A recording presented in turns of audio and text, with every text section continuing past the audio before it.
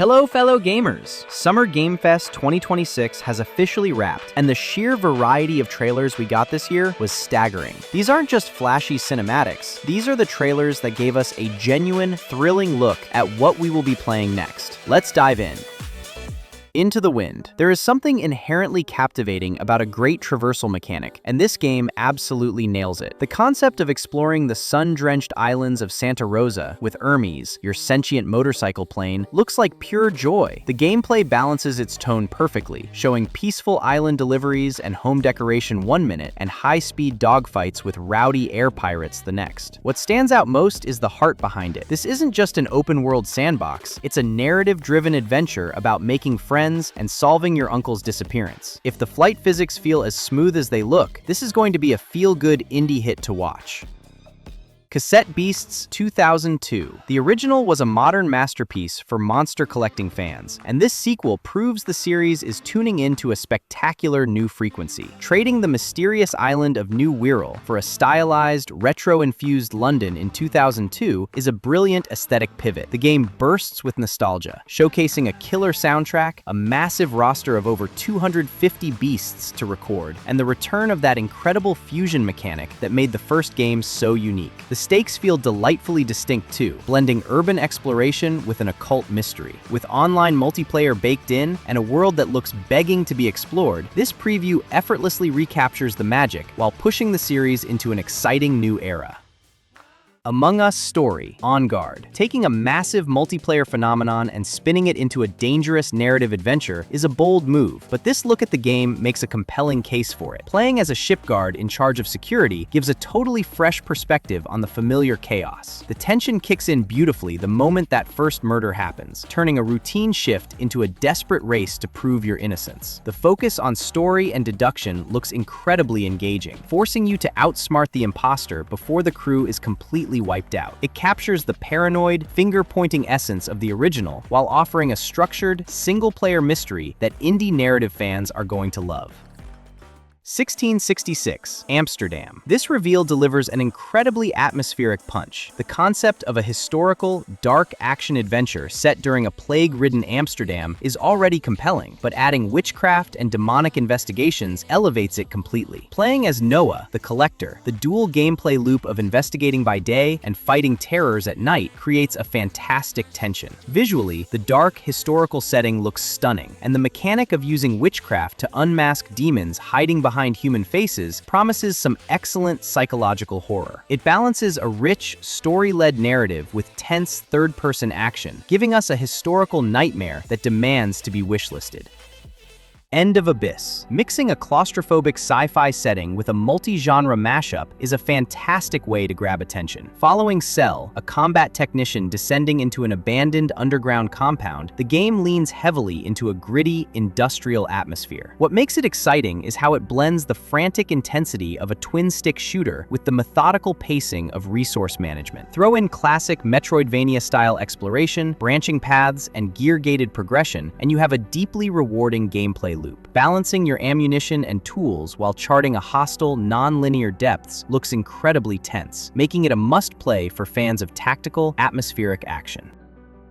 Last Harbor. The survival genre is crowded, but shifting the setting entirely to open water is a brilliant way to breathe new life into it. Being stranded on a boat during a zombie outbreak in Washington State's gorgeous San Juan Islands introduces an incredible dynamic. Your vessel becomes both your sanctuary and a target, forcing you to navigate an open-world archipelago where resources are scarce and danger is everywhere. The contrast between the beautiful, serene Pacific Northwest backdrop and the brutal reality of survival creates a fantastic atmosphere. Beyond the undead, managing the threat of desperate human survivors adds a tense layer of tactical decision-making. It looks like a refreshing maritime twist on a classic premise. Gundam Rogue Orbit. Mecha fans have plenty to celebrate here, as this reveal introduces a blistering, high-mobility action experience. Dropping players into an entirely new universe means a fresh start for both veterans and newcomers, promising a fast-paced, cinematic story that doesn't carry decades of baggage. The focus here is clearly on intense, hard-hitting combat, with mobile suits pulling off incredibly fluid aerial maneuvers and crushing melee strikes. The speed of the encounters looks spectacular, capturing the scale of these massive war machines while keeping the control responsiveness sharp and immediate. It looks like a bold, adrenaline-fueled reimagining of the franchise that prioritizes pure kinetic energy. AfterQuest. Fast-paced and turn-based aren't usually put together, but this game makes a fantastic case for the combination. It blends tactical, party-based RPG mechanics with the addictive, high-stakes loop of a roguelite. You pick 3 heroes from a growing roster, which opens the door for some incredibly deep synergy and endless build experimentation. The combat looks snappy and smart, forcing you to think on your feet while optimizing your team's abilities. Wrap all of that inside a character-driven story where defeat is just a stepping stone to becoming stronger, and you have a recipe for that classic loop that roguelite fans absolutely live for. My Cannibal Family. This is easily one of the most delightfully unhinged concepts from the entire showcase. It flips the classic management tycoon genre right on its head, casting you as the lurking terror running a gloriously grotesque monster horror sim. The core game revolves around building a twisted theme park, but instead of focusing on guest satisfaction, you are designing a deadly sandbox to systematically harvest them. The blend of strategy, stealthy attacks, and creative trap placement looks incredibly fun for fans of darker humor. It takes the management genre into purely chaotic, pitch-black comedy territory, letting you unleash your inner monster while managing a thriving, terrifying business. Vampire Survivors: Legacy of the Bloodmoon. The king of the bullet heaven phenomenon is back, proving once again that its developers know exactly how to feed our collective addiction. This chapter pivots toward original lore centered around the mysterious Order of the Red Moon. It packs an incredible amount of value into the mix, introducing 10 new characters, over 16 weapons and evolutions, and a massive new XL stage called the Red Moon Manor. What makes this stand out is how it expands on the formula without losing that core hypnotic appeal. Seeing completely original weapons like the Scarlet Needle and the spinning fireballs clearing absolute oceans of sprites across the screen looks incredibly satisfying. It's a massive injection of fresh content that gives us the perfect excuse to sink dozens of hours back into the game. DeadRoot. This game looks absolutely phenomenal, taking the gritty, brutal aesthetic of a dark fantasy action-adventure and shrinking it down to a bug-sized scale. You play as Kit, a lone snail warrior exploring underground dungeons and towering ruins that feel completely colossal from his perspective. The combat looks incredibly visceral and heavy, with a fantastic sense of impact as you splatter enemy bug guts and draw your sword against overwhelming odds. The art style is brilliantly grim, contrasting the small stature of your hero with massive, terrifying insect bosses that look like genuine challenges. It's a barbaric, stylized adventure that captures that perfect, risky action loop in a completely unique setting.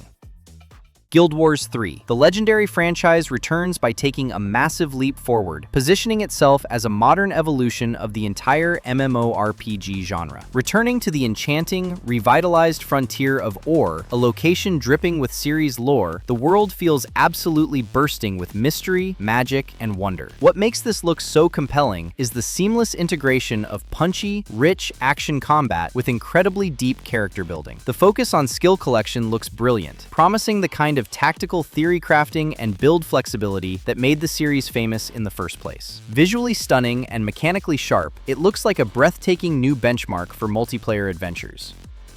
Dungeon Lurker. If you love the gritty, uncompromising feel of classic retro action roguelikes, this one needs to be on your radar. It plunges you straight into the depths of a cursed dungeon, combining brutal combat with an incredibly heavy, dark horror atmosphere. Every room looks like a desperate struggle for survival, where sharp positioning and quick reflexes are absolutely mandatory. What elevates this from a standard dungeon crawler is the psychological edge to its narrative. As you fight deeper into the dark, you are gradually uncovering a sinister sinister secret intimately tied to your character's past. It looks wonderfully bleak, tight, and exactly the kind of challenging, atmospheric, run-based game that indie fans can easily sink 50 hours into.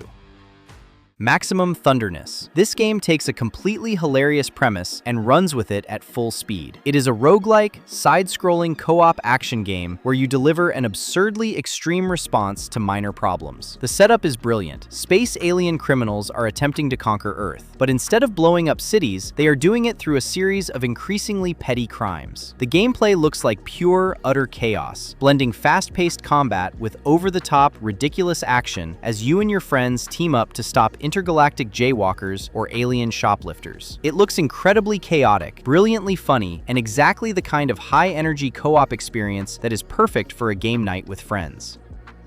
Monster Hunter Wilds: Ascendance. Capcom is following their traditional massive expansion template, taking the hunt into the clouds with this major content drop slated for 2027. It introduces master rank content alongside a brand new aerial locale called the Skybound Eyrie in the Eastlands. Mindlessly, the biggest shakeup is the addition of the Boost Bracer, a turbocharged gauntlet that expands every weapon's arsenal with devastating new attacks and high mobility options. The roster is getting a huge boost as well, with returning classics like Kushala Daora, Kezu, and the absolutely colossal Lao Shan Lung making their way into the ecosystem. It looks like an incredibly ambitious step forward that elegantly evolves the base game's combat mechanics while taking full advantage of vertical exploration.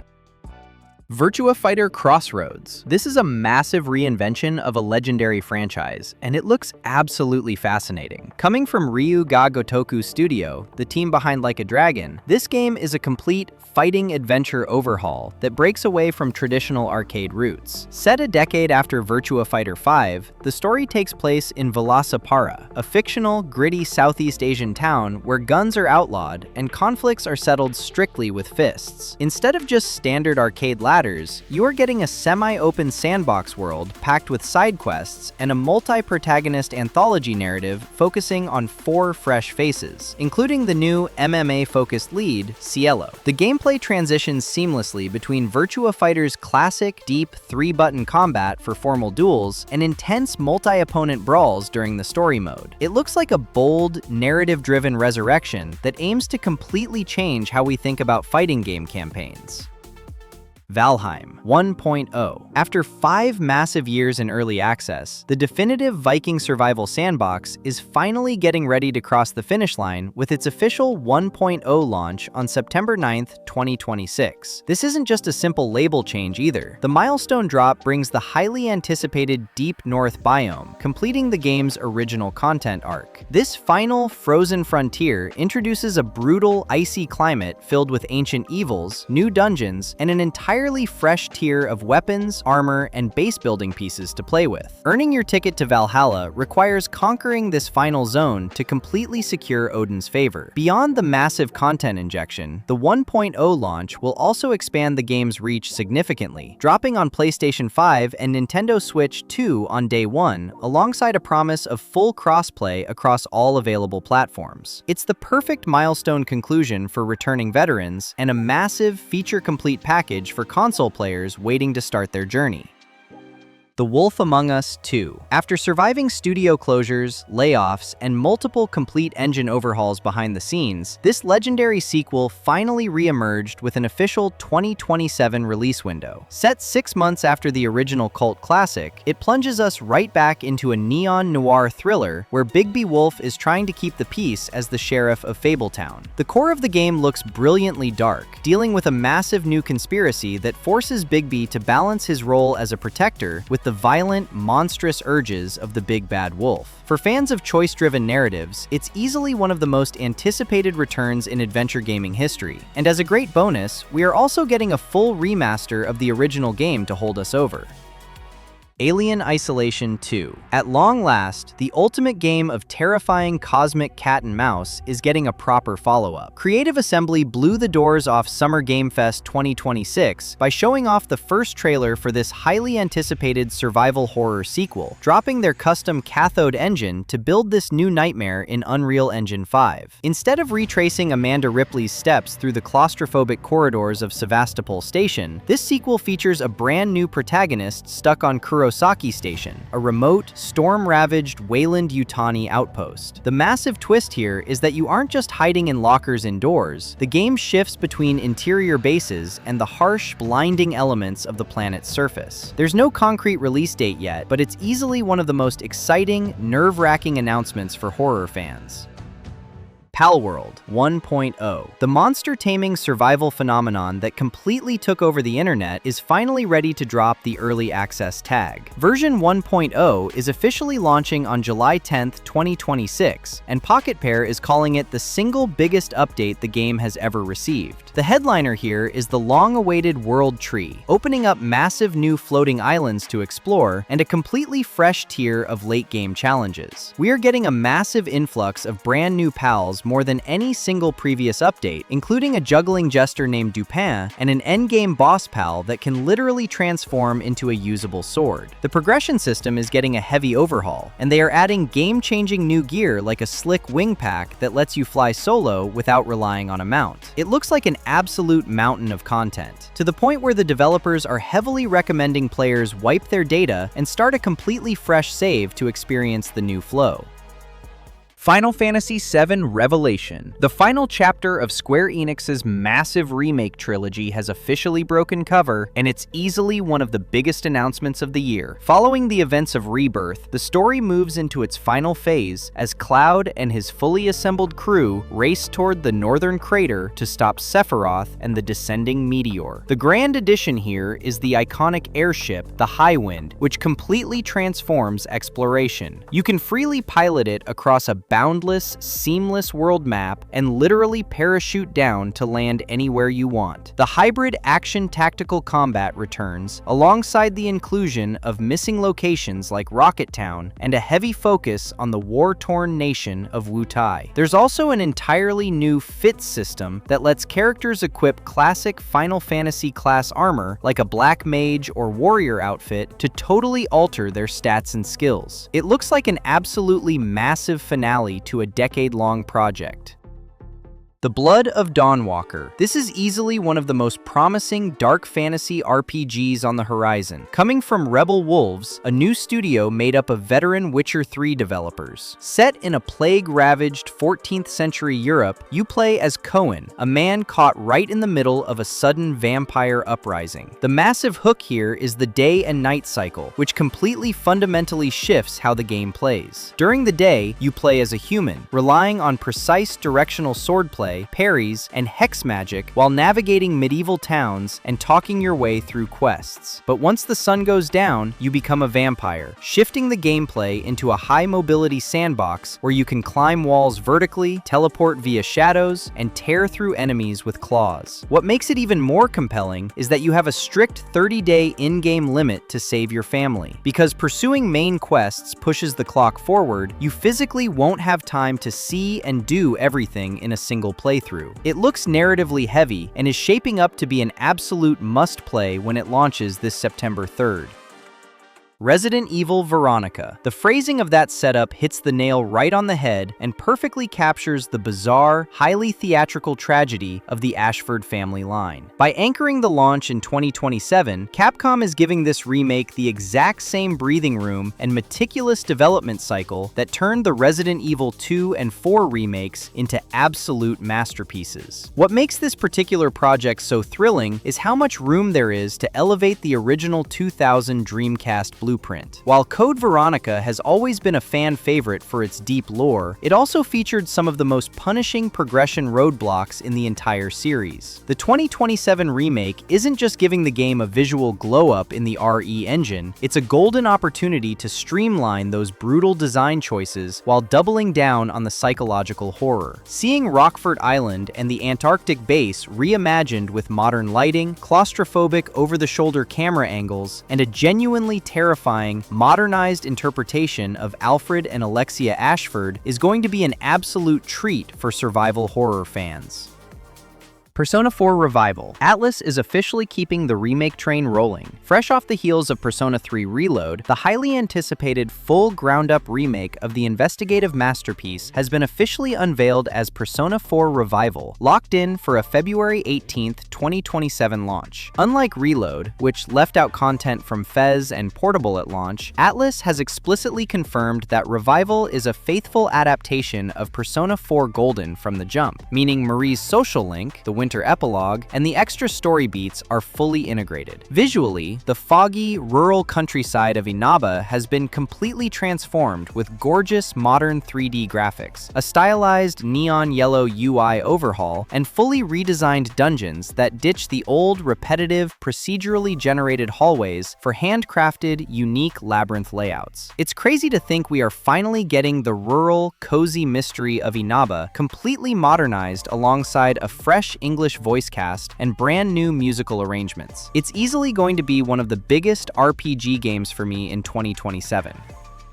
Stellar Blade, Blood Rain. Shift Up absolutely stole the show at Summer Game Fest 2026 by dropping the world premiere trailer for Stellar Blade, Blood Rain. This isn't just a simple story DLC either. It's a full-blown, standalone direct sequel that pushes the universe in an entirely fresh direction. The biggest surprise is that we are switching perspectives. Instead of playing as Eve, the sequel introduces a brand new protagonist named Evie, a member of a specialized strike force tracking down a terrorist group. The game trading the first title's desolate, dusty wasteland settings for a neon-lit, rain-soaked, post-apocalyptic cyberpunk megacity gives off incredible Ghost in the Shell meets Cyberpunk 2077 vibes. The project is still in its early stages of development, meaning there isn't a concrete release date stamped on it yet. However, the in-game alpha footage captured on PC showed off incredibly fluid animations, that signature shift-up visual flair, and plenty of unlockable outfits that prove they aren't straying from what fans loved about the original.